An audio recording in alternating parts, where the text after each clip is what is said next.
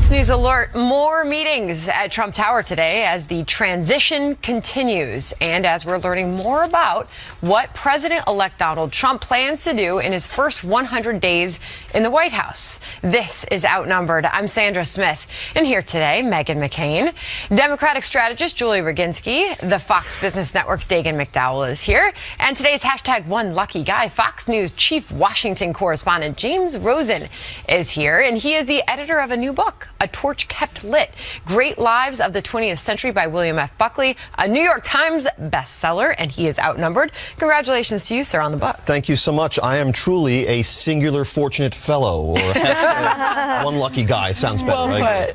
And who bought your book? My mother. Yes. When I went to her house, on her coffee table was the book. So all moms will enjoy this book. Yes, oh yes. She doesn't care about me, but she certainly cares about you. We all care about you. Well, so good to have you today. Thank you. So much going on, so let's get started. President-elect Donald Trump releasing a new video laying out his plans for his first 100 days in office, including boosting national security, eliminating regulations, ending abuses of visa programs, implementing ethics reforms, canceling restrictions on U.S. energy production, and withdrawing from the controversial TPP trade deal. Watch. On trade, I am going to issue our notification of intent to withdraw from the Trans-Pacific Partnership, a potential disaster for our country. Instead, we will negotiate fair bilateral trade deals that bring jobs and industry back onto American shores. But noticeably missing from the list are some of Mr. Trump's biggest campaign promises, including plans to build a wall along our border with Mexico, repealing Obamacare, and reversing the Iran nuclear deal. James, what do you make of those things being left out? Well, it's important to listen carefully to exactly what he said. He was laying out the vision for the executive orders that he plans to issue on day one and beyond. Which can easily be done, obviously. 100 days. So repealing Obamacare is something that's going to require an act of Congress. So I think maybe that's why that was excluded, and perhaps he doesn't feel like an executive order is the instrument by which he'll build the wall. And he also at the end said these are a few of the things. So I don't think it was intended as a comprehensive statement of his first 100. So timing, obviously, a big part of his decision to just lay out these at first. Yeah, I mean, his deportation force, the wall, obviously two big things he ran on. I actually think you're just talking about the first 100 days. I think if you're a hardcore Trump supporter, you'd probably be pretty satisfied by this. And I think going forward, obviously building the wall is going to take like Congress and a lot more effort and a lot more energy. So I actually wasn't surprised by this. But his critics might point out, hey there, look, he didn't even mention the wall as part of his first 100 days. He intentionally didn't take on things that he's going to have to work with Congress on, like tax reform, corporate and or individual tax reform could happen in the first 150 days. But again, he needs to have that bargaining chip on the side. Doesn't mention it here. Curious that he didn't mention rescinding President Obama's order on keeping 5 million illegal immigrants in this country, even though it's caught up in the, still caught up in the courts. He could have rescinded that, I suppose, but he didn't hit that either. Julie? Well, first and foremost, the TPP, you need an act of Congress to obviously pass treaties, so I don't know what he's talking about. You don't need to do anything in TPP. It's not happening, and I think even President Obama said it's not happening. Secondly, look, I want the wall. I expect the wall. He ran on the wall. I want him to repeal Obamacare on day one. I believe that was a commitment that he made. I expect that to happen. I expect him to deport 11 million illegal immigrants. He said that he's going to do that. I expect those things to happen, and more importantly, I didn't vote for him, but his voters expect that to happen. And so when I hear things like this, if I were a Trump voter, I'd be a little concerned that all the reasons I voted for him, whether it's because of the wall or because of illegal immigration or because of the repeal of Obamacare, I haven't heard one word about that yet. If he's doing a video like he just did, he could have addressed those people, and they deserve to hear it. If he's not going to do it, by the way, he's got Congress. He doesn't need to worry about it. Congress is 100% in Republican hands. But this is very easy sailing for him. James, let's go back to this. He's laying out his first 100 days. He's only been President-elect Trump for a few weeks here.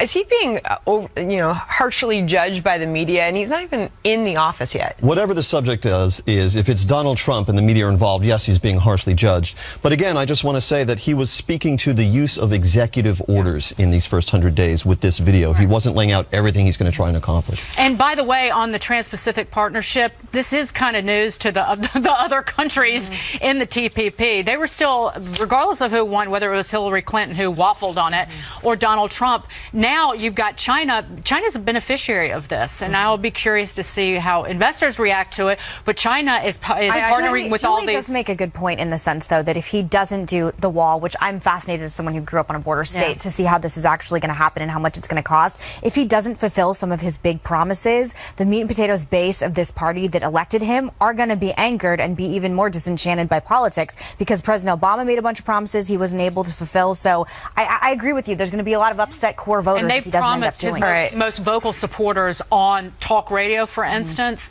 have said that they're going to hold his feet to the fire. They're going to be monitoring. But as far as how Americans are feeling today, the latest CNN ORC poll revealed that 53% say that President Trump will do a very good or fairly good job. We've combined some numbers there from the polling, but it shocks me his numbers are up so quickly. Just he hasn't been in office. He was elected 2 weeks ago, and it's the aura. The aura attaches immediately. Is it just that people are giving him, even people like me, are giving him a chance to lead and giving him a shot? Myself at the top of that list, and I've been pleasantly surprised by him meeting with people like Mitt Romney and people who are harsh critics of him. So I want to know how many of those people, though, are Democrats giving him a chance. I can tell you why, and we'll talk about it later in this show.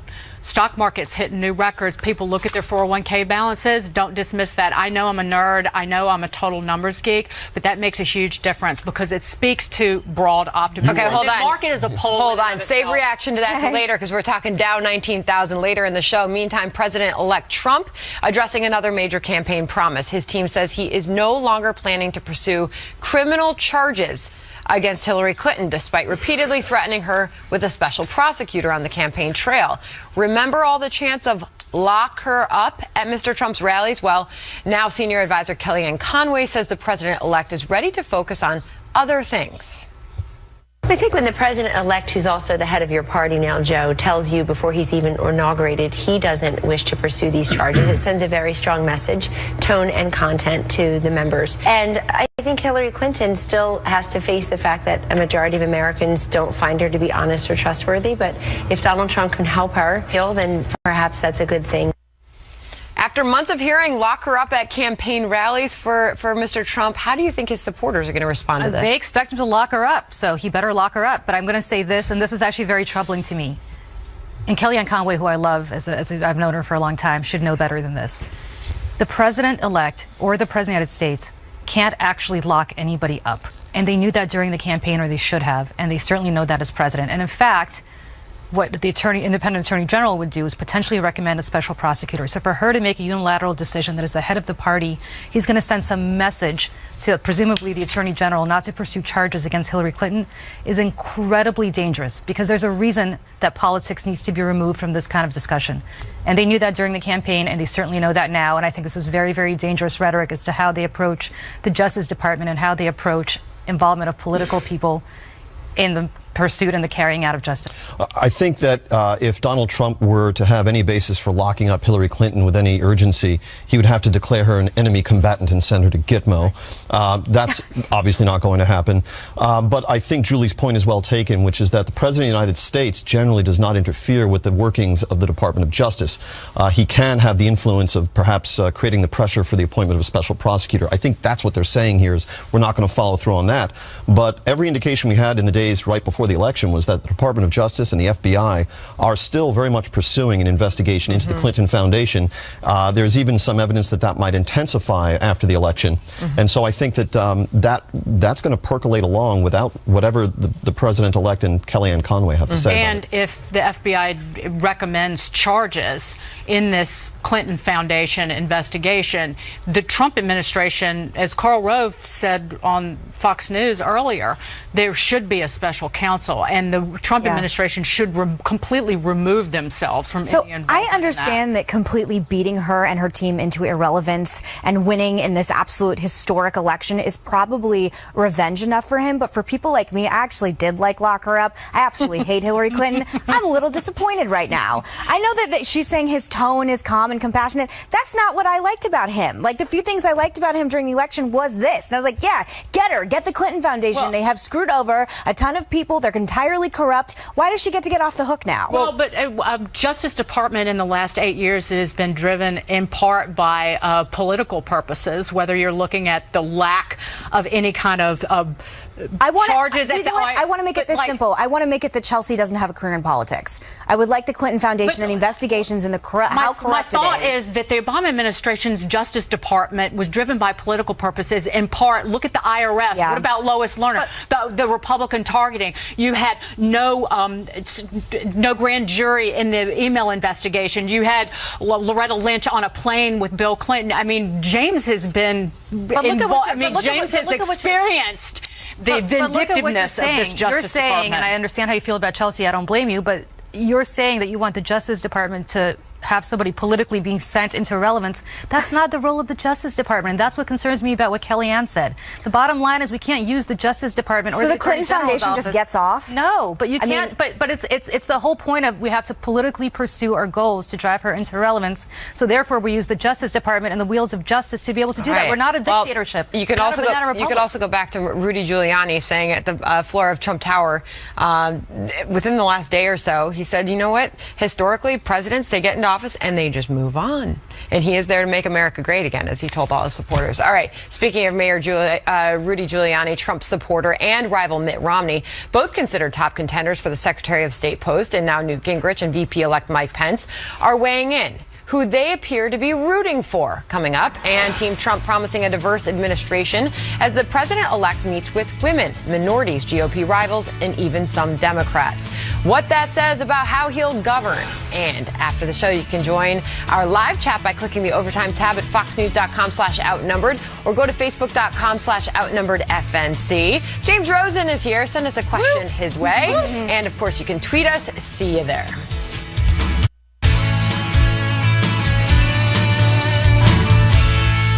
Growing speculation about who President-elect Donald Trump will select as his Secretary of State. Former New York City Mayor Rudy Giuliani and former Republican presidential nominee Mitt Romney appear to be the top contenders. In fact, Giuliani is visiting Trump Tower again today, just days after Mr. Trump met with Romney in New Jersey over the weekend. But former House Speaker Newt Gingrich is throwing his support behind Giuliani. I think there are huge advantages to Rudy Giuliani, frankly. I mean, I think he wants somebody who is going to go out and be a very tough negotiator for America and represent American interest in the way the Trump campaigned. I think probably Rudy is a better pick and has the right temperament because we're going to need somebody who's a fighter. We're going to need somebody. The world's not going to change just because we show up and say please. If that was going to work, Secretary Kerry would be successful. But VP-elect Mike Pence had a lot of nice things to say about Romney last night. What I saw in that room was in President-elect Donald Trump and in the graciousness that Governor Romney brought was two men that are completely focused on the country, completely focused on what's in the best interest of the United States and America standing tall in the world and reviving our economy at home. And I was frankly very impressed. James, you've covered the State Department extensively. Could you wager who you think they're going to end up picking? So if I choose one, let's say, and then the other becomes Secretary of State, and I have to fly around on their plane like, yeah, you're not getting a ride back from Cairo. Thanks so much. So this is a fraught subject. I would say both are accomplished men. Both have some limited history of dealing with international figures. Perhaps Rudy Giuliani a little more so because, after all, he was mayor of New York, and that's sort of the financial capital of the world. Massachusetts, less so. But I think probably both would represent us well on the world stage, and that's about all I'm prepared to say. So what did Newt Gingrich mean by that Rudy Giuliani has the right temperament? What kind of temperament does it take?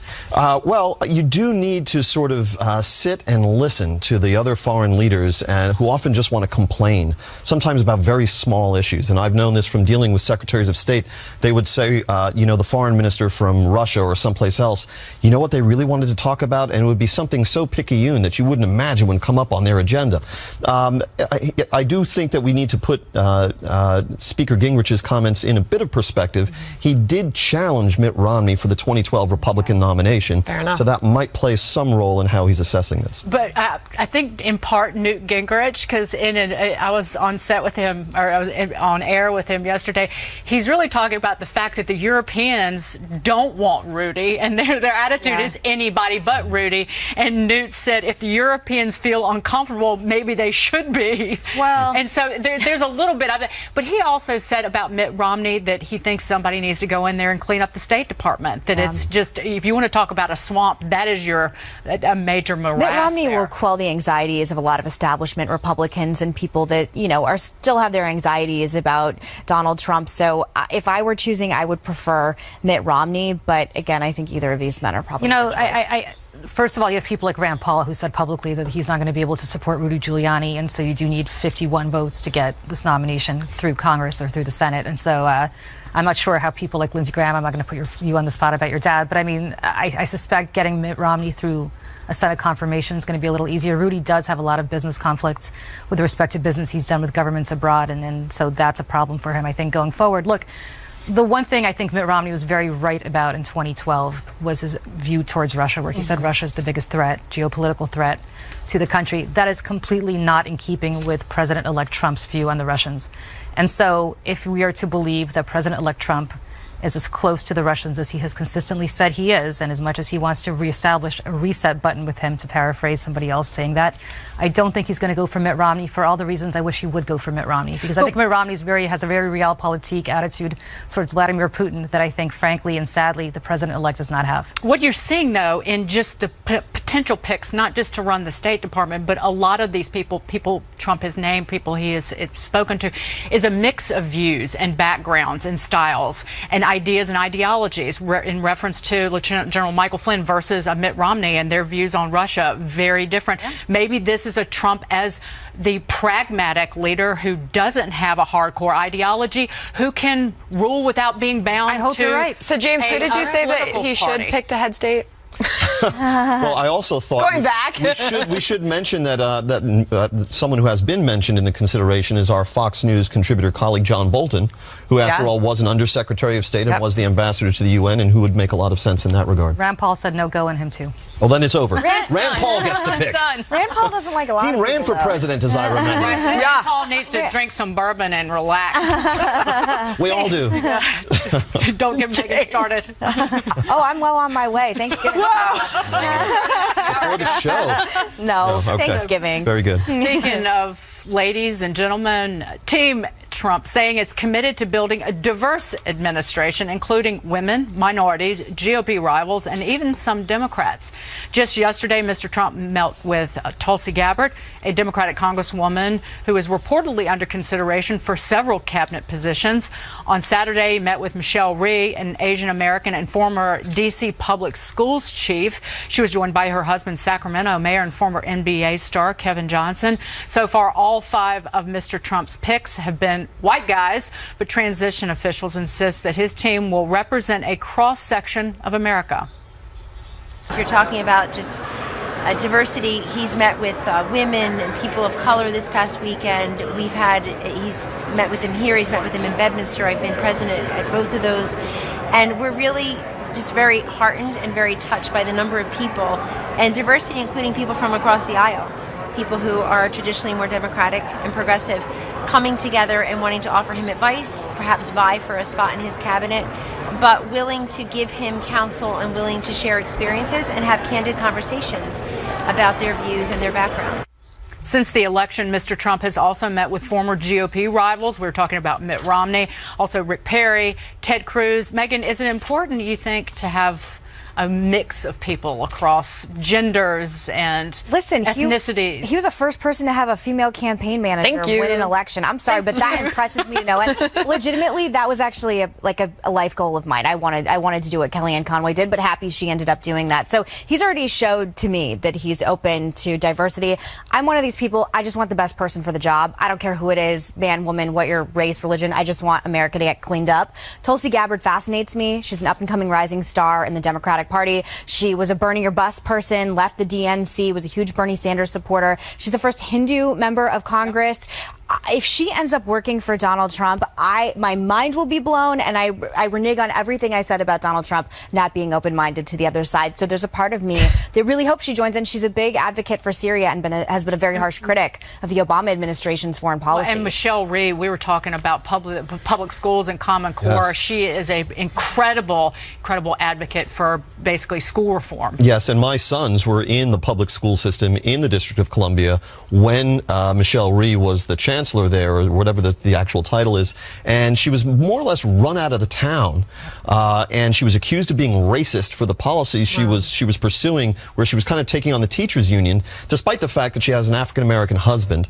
But I think that that's a very significant, or it's not yet a selection from Donald Trump, but an expression of interest in Michelle Rhee about how he might deal with education in this country, and particularly the teachers unions. I think the larger thing here is, does anybody else think that this is like The Apprentice, where you're auditioning different people? I mean, that's just you. I've never seen, well, I think actually it's not just me. I think I've seen a lot of people in previous administrations get announced when it's time to announce, right? So you don't parade a whole group of people in front of the why not? It's not The Apprentice. You know what I thought?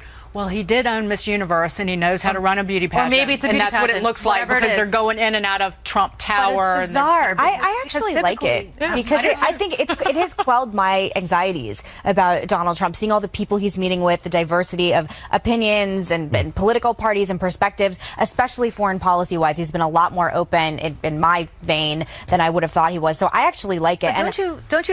Aren't you concerned that if he ends up not going with Tulsi Gabbard, he doesn't end up going with Mitt Romney, he ends up going with the same type of people that he's always picked? Then what is it? What's the same type of people that he's always picked, to which you refer? The same yes people, the Newt Gingriches, the Rudy Giulianis, the yes men that he's always surrounded himself with, the people that are not going to stand up to him and say, Mr. Trump, you're not right about this, but the people that have yesed him to death on every bad inclination he's had. And I'm sorry, I can't recall the last time. If I were a Democrat right now, I would really hold my criticism until it's warranted. And that's the advice I would give to all liberals right now, is this faux hysteria online and everywhere is going to get you nowhere. It's why you lost the election to begin with, is because everybody's hysterical about every little thing. Wait until he does something that warrants the outrage, and then let it go. And you listen to Bannon, warrants outrage. You know what? But he listened to Kellyanne Conway, and guess why he won? Because of a lady.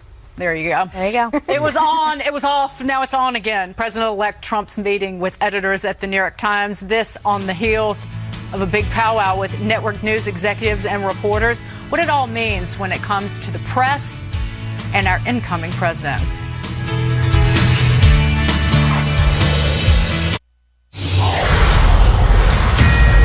Fox News alert for you. We are awaiting President-elect Donald Trump's arrival at the New York Times building right here in Manhattan, where he is set to meet with top executives there. Early this morning, he had abruptly canceled that meeting, accusing the paper of trying to change the ground rules at the last minute. The Times denies that charge, and now the meeting is back on. One day after Mr. Trump met with TV news executives and anchors at Trump Tower, in a session that some media outlets have described as contentious. After that meeting, however, senior advisor Kellyanne Conway described it as very cordial and as a chance to hit the reset button with the press. Here she is earlier today. President Trump and the media have to share joint custody of the nation and its people for the next 4 or 8 years. But he is the president, and they are the press, and they have to find a way to mutually assured, I would say, non-destruction. All right, there's obviously an effort to do something here, James Rosen. Can he hit the reset button? First, allow me to say that if I am the child in this bitter custody battle and I'm going to be consigned to joint custody of Donald Trump and the news media, I fear for my development and whether I'm ever going to make it to college. So perhaps there's some room for growth here, I would say. There is no question that if you read the New York Times, if you logged onto their front page, and I love the New York Times, I love the obituaries, and I love the book review section and the feature stories, and, you know, I love that stuff. Okay? Obituaries were brilliantly written. The Leon Russell obit was great. But if you logged onto their front page, you found literally 5 to 6 anti-Trump headlines every day. You did not have to make it all the way to the editorial page to figure out where the New York Times stood on Donald Trump. Same for the Washington Post. You know, in a sense, if they're worrying about what kind of access they're going to have, and they're worrying about what kind of relationship they're going to have, this is a lot of their own making, it seems. And I mean, he won the election going after the press, Megan. I'm getting such schadenfreude after watching the New York Times squirm. This is finally the chickens coming home to roost with their liberal bias for so long. My other favorite aspect of this story is liberals are mad at them because they said Hillary Clinton had an 80% chance of winning. So the liberals feel lied to as well. I hate the New York Times, by far the most biased reporters I've ever had encounters with on and off the campaign trail. I am so happy America sees this publication for what it is. I don't feel bad for them. They have a lot of work regaining America's trust, and you may like the obituaries and book reviews, but I haven't read it in years. So, you know, Donald Trump, when we found out that this meeting was back on, we found out because he tweeted, right, Julie, as we often do. He said the meeting with the New York Times was back on at 12:30 today. Look forward to it, which is why we have a live shot up of the lobby of the New York Times building here in Manhattan. What kind of conversation is going to take place here, do you think? Well, let's not forget, he caved. So they said you're going to have an off-the-record meeting with us and then an on-the-record meeting with some of our reporters. He pulled it and said, I'm not going to do that, and then ultimately he did. I mean, he didn't change his mind.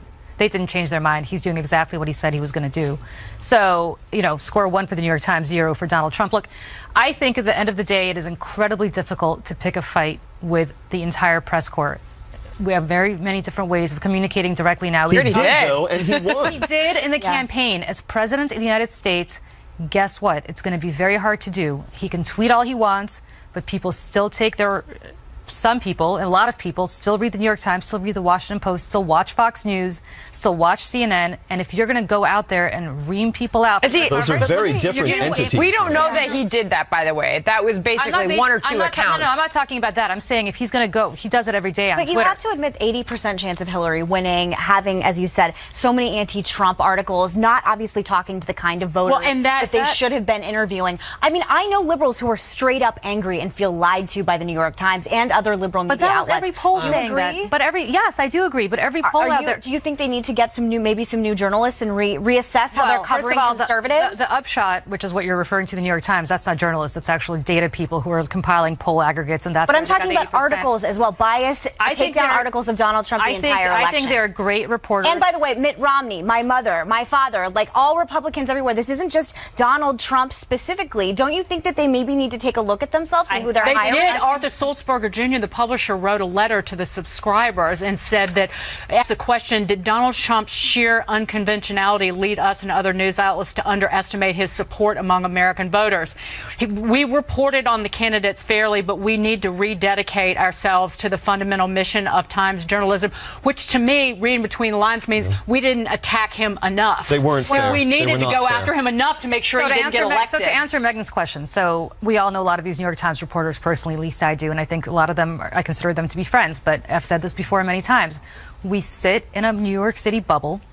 I do not. Well, you may not. But I'm in a Washington bubble. You're in a Washington bubble, but we all talk to like-minded people, and by we, I'm saying liberals, including people who work at the New York Times. We all talk to each other. We all sit in a little bubble, and I've said this before, and our mistake was not acknowledging that there is a bubble, there's a world outside of our little bubble, that when we go and fly out to places like Ohio or fly out to places like Arizona, and we look at what we consider to be people who are not like us, we still come back home to our apartments in Manhattan. I want to add one thing. I'm not talking about you, I'm talking about myself. I'm talking about what he's going to use to his advantage, which he already has, that most journalists are this bitter cocktail of arrogance, but then insecurity. So they're arrogant, but they still want to be liked. You're talking about him or journalists? I'm talking about journalists. That they want to be liked, that they'll attack him, but then go, oh, but I want access. Did you like my article?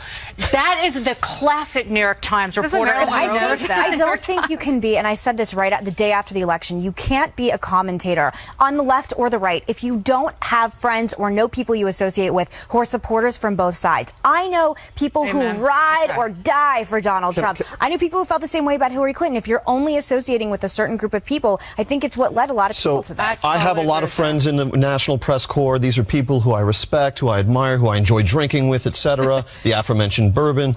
But I know a lot of these people felt they came to regard Donald Trump as the embodiment of a new fascism of some kind, and that simply to maintain their objectivity toward him, even as the Republican nominee for president, was to collude with this fascism, and they saw it as an option of theirs to jettison objectivity. And I never saw that as a luxury I had as a reporter, to just suddenly decide that a given nominee doesn't deserve or warrant my fairness as a reporter. I think that's right. We are awaiting that meeting to happen. That's the lobby at the New York Times building here. Remember, Donald Trump says that they cover him inaccurately, and with a nasty tone, he will be meeting with them shortly. All right, we'll keep an eye on that for you. Meanwhile, we're keeping an eye on the Dow today. Did you see this? It topped 19,000 today for the first time ever. Happened just a bit earlier. Whether President-elect Trump is to thank for this stock market rally and how long it could last.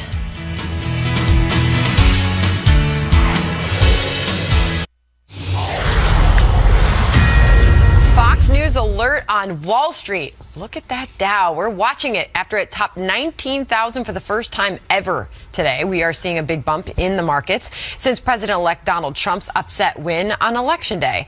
All four of the major averages hitting record highs yesterday for the first time since 1999. Well, wait, record high or first time since 99? No, all four. Yes. I got you. That's the stat. Including small caps. Okay, and that's a big deal, right? Because that doesn't always happen. So this, as a new CNN ORC poll shows, 40% of Americans say they have a lot of confidence in President-elect Trump to deal with the economy. That outpaces confidence levels for Presidents Obama, George W. Bush, Bill Clinton, and Ronald Reagan ahead of their first inauguration. So, Dagan McDowell, Fox Business Network, you're covering this all day, every day. How much should the average American look at this rally right now and tie it to the Trump election victory?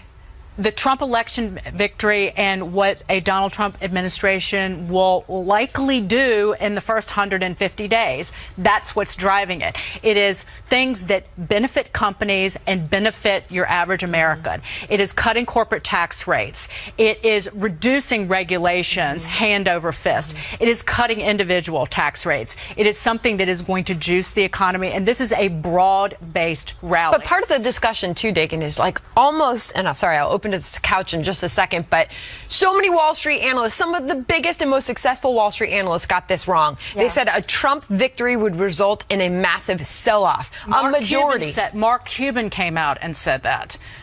Maybe not a billionaire, depending on where how he's invested his money if he bet against this kind of rally. But Maria Bartiromo talked about this non-stop for months, that it makes so much sense. It's something very simple. You cut corporate tax rates and you benefit the companies and you benefit the people who work for the companies. You benefit the people the companies will hire. You make business easier in this country, and that is what Donald And you can Trump catch Maria Bartiromo every morning, 6 to 9 a.m. on the Fox Business Network. Well Meghan McCain. Yes. I love Maria Bartiromo. We all do. What is the bottom line for average Americans, though? Because I think most people don't know about the Dow. All I know is people are saying, oh, Trump's going to be like Brexit. The economy's going to tank. It's been the complete and total opposite. For the average American, what does this mean for their paycheck and their taxes? Well, it means companies respond to these initiatives from his administration, presumably by hiring more, lifting wages, expanding, and maybe not moving their corporate headquarters to Canada, like Burger King did. But one interesting aspect of this, and I'd love your take on it, is that Trump, in addition to promising pro-growth policies, initiatives that are designed as enticements to business, he's also talked about, or incentives, that's the correct word, he's also talked about potential sanctions and negative incentivization, right? Well, no, I'm talking about levying higher taxes on companies that do move their jobs overseas. So penalizing companies if they don't do the kinds of things that promote growth here at home. That could bear out in the stock market if people really take that seriously, if it happens. But, he gets along with Ford, but he's also had discussions, with Ford deciding to keep production of this one SUV in the United States. So far, people are betting on broad economic growth, some inflation. The infrastructure spending plan, which is right up a Democrat's alley, that's one of the reasons you have small company stocks at an all-time high. The way he's constituted it, it's actually not. But a word of caution to Megan, to what you said. Look, the market doubled under President Obama, right? And what you saw today was an election, or in the last couple of weeks, an election that hinged on the fact that those gains in the market didn't trickle down, quote unquote, to the average person who's still very worried about their pocketbook, very worried about making ends meet. And so I would say that the market benefits the shareholders and the companies, but it remains to be seen whether it benefits those very same people that voted for Donald Trump, hoping that he's going to make their economic lives average American is a shareholder because they own these stocks through mutual funds. But if they really believe that the market benefits them, I don't disagree with you, but if they really believe the market benefits them, then Obama would have been through the roof with the economy. Should we be rooting for a crash instead? No, we should be rooting for a rally. But we should also be cognizant of the fact. So wait, I'm so confused at what you are saying, Julie. What I'm saying is this: a market rally is great. We should all be rooting for it. But and we're seeing one. Right. But politically, what I would caution President-elect Trump to think about is that market rallies don't always trickle down. Hold on. President-elect Trump does not have an obligation to watch the stock market and make decisions based on the direction of the stock market. He actually shouldn't. You're misunderstanding what I'm saying. The Fed shouldn't. I'm talking about politically. What we all have to be cognizant of is the fact that politically, a market rally, as we have seen over the last 8 years, does not benefit. Julie's arguing for redistributionist policies. That's what she's doing. I'm not arguing for them. I'm simply saying I'm talking about politically, not from a policy perspective. Something to keep an eye on. The market's betting on a better economy and better days ahead for everybody in this country. That's why it's at shareholders doing well. All right, we'll leave it there. Well, can felons be trusted as emergency responders? That question being raised after a new report exposes some of the department's hiring practices. We will have that next.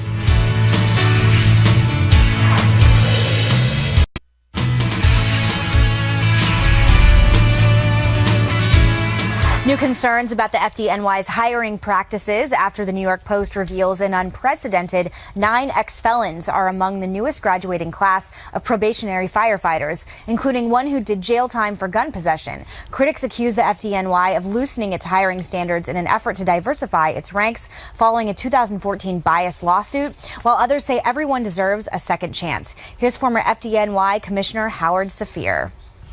I think it's a bad policy. I'm all for redemption, but the fact is, if somebody's committed a felony, it's a flaw in their character. And the police and fire departments are some of the most honorable professions in the world. And my view is, if you committed a felony, you should certainly be very last in line behind people who did not commit felonies to join the department. Lowering standards is the wrong message, especially in emergency services where lives are at stake. All right. Do you agree with Mr. Safer? I do agree, and I disagree to some extent. First of all, I think if you're going to be a cop or a firefighter or anything else, you should be the person that graduated at the top of your class. I don't really care about anything else because these are people who actually saved people's lives. Having said that, you should also not be precluded, if you are at the top of the class, from having one of these jobs if you were a felon before, because I really do believe in second chances. I think criminal justice reform is something I feel very strongly about, and I think that if you are somebody who paid your dues to society and you've been clean for a long period of time, that I don't think what you did previously should be held against you. But you have to be qualified. It can't just be... Sure, we're going to assume that they're going to be qualified. The question is, what is the nature of the prior felony offense for which they were behind bars? Some would be more concerning than others. For example, if they were embezzling, that is not of as much concern if, for example, the crime were arson, let's say, or certain other kinds, right? Gun possession, for example. I don't know. I wholly defer to the former commissioner on this because he knows what it takes, right, to keep people safe, to keep New York safe. And if he says that this is not a standard that would be good to play out this job, who am I to disagree with him? I still feel like it falls back on giving people another chance and a second chance. And if they're capable, not just capable, but highly qualified for this job, and they are willing to put their life on the line for me or any of us. But should they ever be ahead in line of somebody who never committed a felony? If you go through the application process and you are more qualified than somebody underneath you, yes. Yeah, I agree. Well, stay tuned. We'll see what happens. James Rosen, thank you so much. Our one lucky guy, Mr. James Rosen, is a very busy man. He's edited a new best-selling book, 4 weeks now on the New York Times list. It's not just a shameless plug. It's a really cool. To tell us about it next. Moms dig it. Here's a stocking stuffer idea for you for the holidays. Our own one lucky guy today is the editor of the bestseller, A Torch Kept Lit, Great Lives of the 20th Century. James, please tell us about this New York Times bestseller. You're very kind to ask.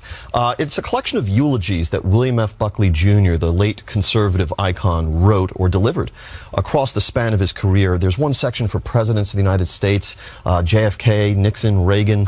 There's a section for pop culture figures like Johnny Carson, John Lennon. I like to say that A Torch Kept Lit is the only place in the world where you will find the conservative economist Milton Friedman right up alongside Jerry Garcia of the Grateful Dead. And their friendship is one of the recurring themes in the book. And I dare say that for those of our viewers who give A Torch Kept Lit as a gift, whatever the occasion, will find that it actually serves to deepen their friendship with the recipient. And you know what's nice about William F. Buckley? He was a really intellectual conservative who promoted intellectualism in the conservative movement, and I think we need more of that these days. I'll do my impersonation, because A, because I'm shameless, and B, because it's fun. I would sooner be governed by the first 2,000 names in the Boston Telephone Directory than by the faculty of Harvard University. I like the tongue part. Oh, gosh, yes. There's something for everyone in this book. Elvis, John Lennon, as you said, Jerry Garcia, Princess Di makes... Yes. Now, in 30 of the 50 cases of the eulogies in this book, Buckley knew them personally. So he's drawing on his own experiences with these people, his own correspondence with these people. And he was a best-selling spy novelist as well, so he had a great literary touch, a great little light comic touch, and he uses this to conjure these people and allow the reader to meet these people as Bill Buckley knew them, and it's a really sweeping view of the 20th century. Is anybody around as good as Bill Buckley? Yeah. Present company excluded. There cannot be another Bill Buckley. It's like asking, is there anyone as good as the Beatles? You know, the times are not right for there to be another Bill Buckley. Led Zeppelin. Yeah, they're also not around today. But, so no, the answer is no. He was one of a kind. And, you know, people ask me, what would Bill Buckley have made of this election and Donald Trump and all the rest of it? And, of course, we can't know with certainty, but I think Bill Buckley would have been dismayed by the coarseness of our discourse. And that's why A Torch Kept Lit is doing so well, is because there's a hunger for civility and wit in our politics. And brilliant writing. And by the way, my mother's giving copies as Christmas gifts. So. Thank you. Thank you, Mom. A Torch Kept Lit. James Rosen, good to have you on the couch today. Thank you so much. Great to be back with you. All right. Many thanks to him, and we are going to keep it right here for more of James Rosen on Outnumbered Overtime on the web, and find us on Facebook at facebook.com/outnumberedfnc. We are back on TV tomorrow at noon Eastern. We'll see you then. Happening Now starts right now.